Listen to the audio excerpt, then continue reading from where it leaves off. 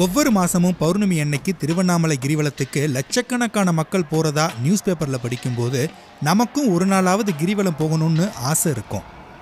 ஆனா அந்த ஆசையோட நிறைய சந்தேகங்களும் இருக்கும். எதுக்காக கிரிவலம் போறாங்க, கிரிவலத்தை எங்க ஆரம்பிக்கணும், எங்க முடிக்கணும், கிரிவல பாதையில இருக்கும் 8 லிங்கங்கள் என்னென்ன, அது எங்க இருக்கு, செருப்பு போட்டுட்டு கிரிவலம் போகலாமா, பகல் நேரத்துல போறதா நைட் நேரத்துல போறதா, தனியா போகலாமா இல்ல 2-3 பேரோட சேர்ந்து போகலாமா, 14 கிலோமீட்டர் தூரத்தை என்னால கடக்க முடியுமான்னு பல கேள்விகள் நமக்கு இருக்கும். கொஞ்ச நாளைக்கு முன்னாடி வரைக்கும் எனக்கும் இதே சந்தேகங்கள் இருந்துச்சு. நண்பர்களோட உதவி மூலமாகவும் இன்டர்நெட்ல யூடியூப்ல கிரிவலத்தை பத்தின விஷயங்களை தெரிஞ்சுக்கிட்டு போன கிரிவலம் அந்த அண்ணாமலையாரோட கருணை மற்றும் அருள்னால நல்லபடியா முடிஞ்சது. இந்த தகவல் முதலா கிரிவலம் போறவங்களுக்கு உபயோகமா இருக்குன்ற எண்ணத்துல தான் இந்த பதிவு.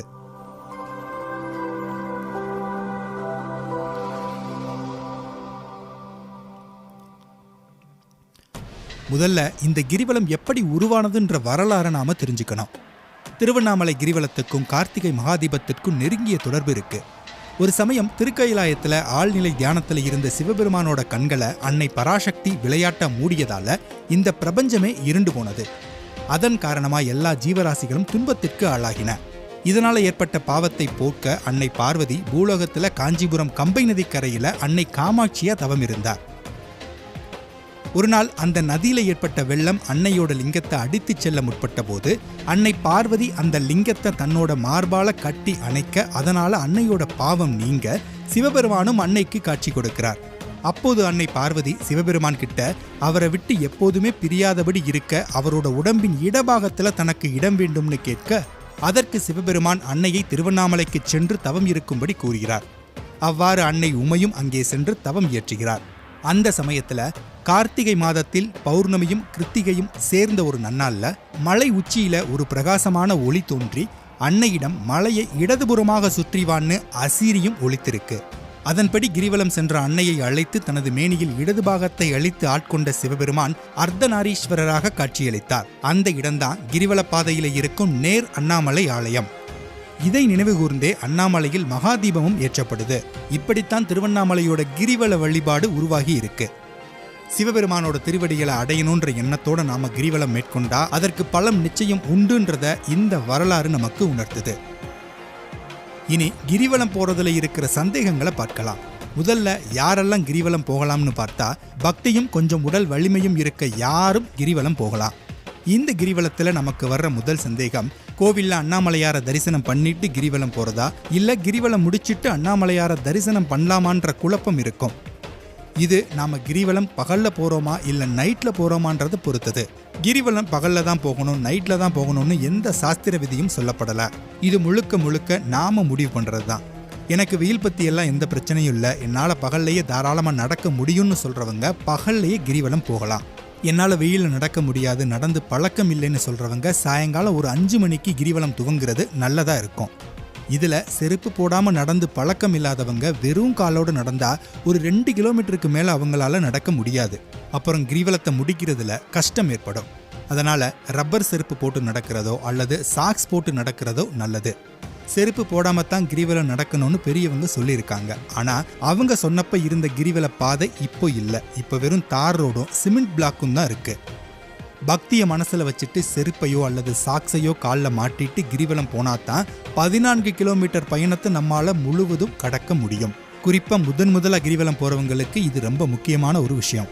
அதனால நீங்க கிரிவலம் போற டைமை பொறுத்து அண்ணாமலையார பார்த்துட்டு போறதா இல்ல வந்து பாக்குறதான்றத கோயில் டைமிங்ஸ் வச்சு முடிவு பண்ணிக்கோங்க. கோயில் காலையில 5 மணில இருந்து 12:30 மணி வரைக்கும் திறந்திருக்கும். பின்னர் 3:30 இருந்து நைட் 8 மணி வரைக்கும் திறந்திருக்கும். 8 மணிக்கு மெயின் கேட்டை க்ளோஸ் பண்ணிடுவாங்க. நீங்க 8 மணிக்கு உள்ளேயே கோயிலுக்கு போயிட்டா பின்னர் 9:30 வரைக்கும், அதாவது அர்த்தஜாம பூஜை வரைக்கும் உள்ள இருக்க முடியும். சாயங்காலம் கிரிவலம் ஆரம்பிக்கிறதுல இருக்க ஒரு பிரச்சனை என்னன்னா, ஒரு 8:30 மணி ஆன பின்னால நம்ம பாதி தூரத்தை கடந்திருப்போம். பாதி கோவில்களை தரிசித்திருப்போம், மீதி பாதி இருக்கும். ஆனா 8:30 மணிக்கு மேல பொதுவா எல்லா கோவிலையும் பூட்டிடுறாங்க. சில லிங்கங்கள் வேறு திசை நோக்கி இருக்கு. அந்த லிங்கத்தை மட்டும் நம்மால தரிசிக்க முடியாது. ஆனா அநேக லிங்கங்கள் இரும்பு கதவு மட்டுமே போட்டு மூடியிருப்பாங்க. நம்மால அங்க நின்று அந்த தெய்வத்தை பார்க்க முடியும். லிங்கத்தை பார்க்கிறோமோ இல்லையோ அந்த இடத்துல நிக்கிறதே நமக்கு ஒரு புண்ணியம்தான். கிரிவல பாதையில் அமைந்திருக்கும் இந்திரன், அக்னி, யமன், நிருதி, வருணன், குபேரன் மற்றும் ஈசானன் ஆகிய 8 லிங்கங்கள் அஷ்டதிக்கு பாலகர்கள் பிரதிஷ்டை செய்து பூஜித்த லிங்கங்கள்னு சொல்லப்படுது. அதன் காரணமாக தான் அந்தந்த லிங்கங்கள் அந்தந்த திசை கடவுள்கள் பெயரிலேயே அழைக்கப்படுது. இந்த அஷ்டதிக்கு பாலகர்களை என் திசை காவலர்கள்னு சொல்லுவாங்க. அதாவது 8 திசைகளான கிழக்கு, தென்கிழக்கு, தெற்கு, தென்மேற்கு, மேற்கு, வடமேற்கு, வடக்கு, வடகிழக்கு ஆகிய திசைகளுக்கு இவங்க தான் அதிபதி மற்றும் காவல் தெய்வங்கள். மலையை மையமா வச்சு இந்த 8 திசைகளில் எண்கோண வடிவில் இந்த 8 லிங்கங்கள் பிரதிஷ்டையாகி இருக்கு. கிரிவல பாதையில் இருக்கும் இந்த லிங்கங்களை தரிசிக்கிறது தான் கிரிவலத்தோட முக்கியமான அம்சமா பார்க்கப்படுது. இந்த லிங்கங்கள் தவிர பல சித்தர்கள் யோகிகளோட ஜீவசமாதி கோவில்கள், பிற தெய்வங்கள் இருக்கும் கோவில்கள் மற்றும் நேரண்ணாமலை கோவில், இடுக்கு பிள்ளையார் கோவில், அடியண்ணாமலை கோவில், மாணிக்க வாசகர் திருவன்பா பாடிய கோவில்னு 30க்கும் மேற்பட்ட முக்கியமான கோவில்கள் அந்த பாதையில இருக்கு. அடுத்த சந்தேகம் கிரிவலத்தை எங்க துவங்கணும் எங்க முடிக்கணும்ன்றது தான். இதை பத்தி பல தகவல்கள் சொல்லப்பட்டாலும் அனைவரும் ஒருமுகமா ஏற்றுக்கொள்ற விஷயம்னா எங்க துவங்குறோமோ அங்கே முடிக்கிறது. இப்போ நாம் அண்ணாமலையாரை தரிசனம் பண்ணிட்டு கிரிவலம் ஆரம்பிக்கிறோம்னா நம்ம கிரிவலத்தை கோயில் ராஜகோபுரத்தில் துவங்கி அங்கேயே முடிக்கிறது தான் சிறந்தது. இல்லை நீங்கள் வேற லிங்கத்தில் இருந்து துவங்குறீங்கன்னா அதே இடத்துல முடிக்கலாம். அதுலேயும் ஒரு விநாயகர் கோவிலில் இருந்தோ அல்லது ஒரு சித்தரோட பீடத்தில் இருந்தோ கிரிவலத்தை துவங்குறது நல்ல விஷயமா பார்க்கப்படுது. சரி, இந்த கிரிவலத்தை முடிக்க எவ்வளவு நேரம் ஆகும்னு கேட்டா, நீங்க வழியில இருக்க எல்லா கோவில்களையும் தரிசித்து ரொம்ப மெதுவா உட்கார்ந்து நடந்தீங்கன்னா அதிகபட்சம் 6 மணி நேரம் ஆகும். மொத்த தூரம் 14 கிலோமீட்டர். இதை 2 மணி நேரத்தில் முடிக்கிற ஆட்களும் இருக்காங்க. ஆனா கிரிவலம் ஒரு நிறைமாத கர்ப்பிணி நடப்பது போல மிக மிக மெதுவாத்தான் நடந்து போகணும்னு சாஸ்திரம் குறிப்பிடுது. இப்போ சாயங்காலம் ஒரு 3:30 மணிக்கு கோவிலுக்குள்ள போய் அண்ணாமலையார், உண்ணாமலை தாயார், மற்ற சன்னதிகள் அனைத்தையும் சேவிச்சு ஒரு 5 மணிக்கு வெளியில வந்து ராஜகோபுரத்துல இருந்து உங்க கிரிவலத்தை துவங்கினா இரவு ஒரு 12:30 மணி அல்லது 1 மணிக்கு நீங்க கிரிவலத்தை அதே ராஜகோபுரத்துல நிறைவு செய்யலாம். என்னது நைட்டு 12:30 பயப்பட வேண்டாம். தினமும் இரவு மக்கள் கூட்டமா கிரிவலம் போய்கிட்டே தான் இருப்பாங்க. வழி நெடுக கடைகள், சாதுக்கள், கோவில்கள், போலீஸ்ன்னு எந்த பயமும் இருக்காது. அடுத்து கிரிவலத்தில் இந்த 8 லிங்க கோவில்கள் எங்கே இருக்கு, எப்படி போறதுன்றதை பற்றி நீங்கள் கவலைப்பட வேண்டாம். உங்களுக்கு முன்னாலையும் பின்னாலையும் நிறைய பேர் நடந்துக்கிட்டே தான் இருப்பாங்க. நிறைய போர்டுகள் இருக்கு. அதனால வழி பற்றி நாம் கவலைப்பட வேண்டியதே இல்லை. அதே மாதிரி கிரிவலம் பௌர்ணமி அமாவாசை அன்னைக்குத்தான் பண்ணணும்னு எந்த சம்பிரதாயமும் இல்லை.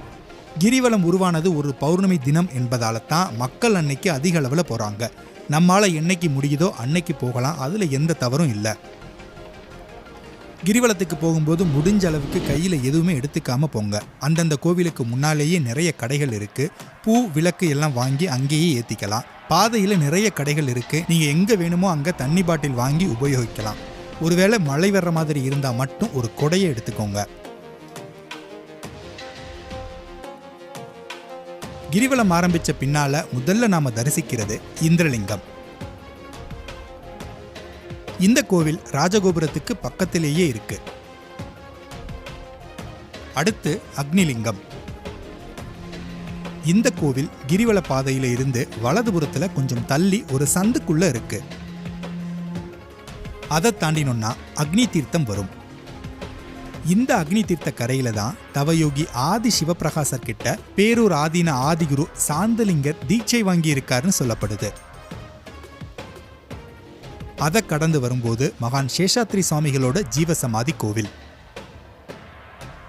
கட்டாயம் தரிசிக்க வேண்டிய ஒரு சக்தி வாய்ந்த இடம். அதற்கு எதிர்த்தாப்புல ஒரு மாரியம்மன் கோவில். அதற்கு எதிர்புறம் ஒரு தட்சிணாமூர்த்தி கோவில். அதை தாண்டினா ரமணாசிரமம். அதை தரிசித்து வெளியே வந்தோம்னா எதிர்புறம் சாலையில கொஞ்ச தூரம் நடந்தா யோகி ராம் சுரத்குமாரோட ஆசிரமம். அவரை தரிசித்து மறுபடியும் கிரிவல பாதைக்கு வந்து கொஞ்ச தூரம் நடந்தா யமலிங்கம். அவரை தரிசித்து கொஞ்ச தூரம் நடந்தோம்னா இடதுபுறத்துல ஐஸ்வரேஸ்வரர் கோவில். இந்த மூலவ விக்கிரகம் மிக மிக அழகா இருக்கும். அடுத்து துர்வாசர் கோவில். அடுத்து மலையை நோக்கியவாறு இருக்கும் நந்தியம் பெருமான். அடுத்தும் ஒரு நந்தியம் பெருமான். அடுத்து ஒரு திருப்பாதம். அடுத்து நிருதிலிங்கம். அடுத்து ஒரு திருப்பாதம். அடுத்து திரு நேரண்ணாமலை கோவில். அன்னை பார்வதி தேவி கிரிவலம் சுத்தி வரும்போது இந்த இடத்துல தான் அண்ணாமலையார் அன்னைக்கு காட்சி கொடுத்து இருக்கார். எனவே கிரி பிரதட்சணத்துக்கு காரணமாக அமைந்தது இந்த கோவில். மேலும் தமிழ் புத்தாண்டு தினத்திலையும் ஆவணி மாதத்துல ஒரு நாளோ சூரிய பகவான் மலை உச்சியில இருந்து இந்த மூலவரை வணங்குறார். அடுத்து கௌதம முனிவர் கோவில், அடுத்து சூரியலிங்கம், அடுத்து வருணலிங்கம். அடுத்து வலதுபுறத்துல கொஞ்சம் உள்ள போனோம்னா அடி அண்ணாமலை ஆலயம், அவசியம் தரிசிக்க வேண்டிய ஒரு கோவில். மறுபடியும் கிரிவல பாதைக்கு வந்து கொஞ்ச தூரம் நடந்தோம்னா வலதுபுறத்துல மாணிக்கவாசகர் திருவன்பா பாடிய ஒரு சிறு கோவில் இருக்கு. மிக மிக அற்புதமான கோவில், மாணிக்கவாசகரோட திருப்பாதம் பட்ட இடம். அடுத்து வாயுலிங்கம், அடுத்து சந்திரலிங்கம். சந்திரலிங்கம் தாண்டி கொஞ்ச தூரத்துல இடதுபுறத்துல ஒரு நந்தியம் பெருமான் வருவார். அடுத்து குபேரலிங்கம், அடுத்து இடுக்கு பிள்ளையார் கோவில். இந்த இடுக்கு பிள்ளையார் கோவில்ல ஒரு வினோத வழிபாடு இருக்கு, நீங்க அதை அங்க போய் நேராவே பார்த்து தெரிஞ்சுக்கோங்க. இறுதியா ஈசான்ய லிங்கம். ஈசான்ய லிங்கம் தரிசித்து நாம கிரிவலம் ஆரம்பித்த இடமான ராஜகோபுரத்துக்கு வந்து சேர்ந்தோம்னா நம்மளோட கிரிவலம் நிறைவு பெற்றிடும். இந்த தகவல்கள் உங்களுக்கு உபயோகமா இருக்கும்னு நம்புறேன். முயற்சி செஞ்சு பாருங்க, ரொம்ப ரொம்ப நல்ல அனுபவமா இருக்கும். உங்களுக்கு ஏதாவது சந்தேகங்கள் இருந்தா கமெண்ட்ல கேளுங்க, பதில் சொல்றேன். நன்றி. மீண்டும் அடுத்த வீடியோவில் சந்திக்கலாம்.